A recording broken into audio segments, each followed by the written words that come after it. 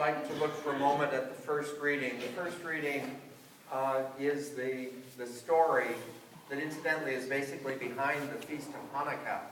But it's the story of the execution of the Maccabees. And they were 7 brothers, and they and their mother were captured. Their father had already been killed.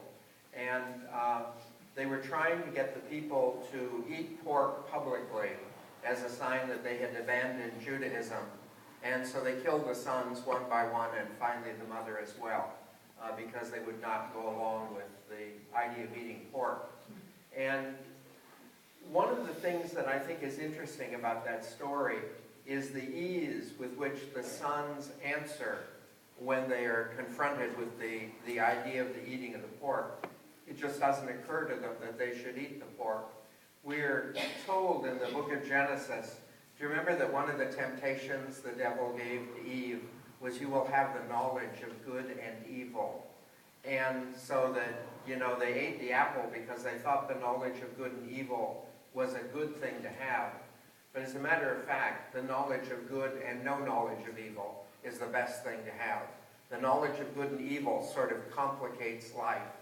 And when I see those young men and the mother come forward for death, what I see, the king is amazed at their strength, but I think he's only amazed at the strength because he would consider an option. For them, there's no option. They won't deny the faith. It doesn't matter what happens. They simply won't deny it, and they go through it. I'll give you 2 other examples. I'll give you an example of a friend of mine. He and I were downtown San Francisco many years ago. You'll know from how we got in contact with them. But we were downtown in San Francisco walking down one of the main streets. He says, wait here just a minute, I have to go make a phone call. And he had to go to a payphone. That lets you know the date of the story. Okay? So he went to a payphone and made the call. I saw him go across the street, and then he came back.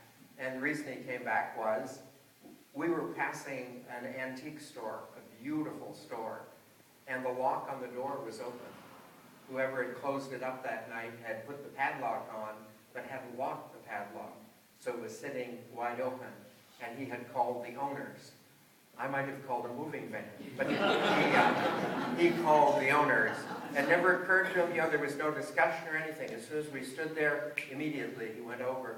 You may remember probably about 6 months ago, there was a little boy, about 10 years old, somewhere in the Midwest. And he found a bag with about $35,000 in it, I think it was. And he went, and turned it in. And I thought one of the most wonderful exchanges I've ever heard in my life was between the policeman and that little boy. Because what the policeman said was, didn't you ever think of keeping it? And the little boy said, what? It never occurred to the boy that alternative. This is something you and I should pray for in our lives. You and I should pray that when confronted with evil, we never consider the evil alternative. That you and I know how to act when we reach the situation. We know how to live. We know how to choose the good. We don't even need to know what the evil is.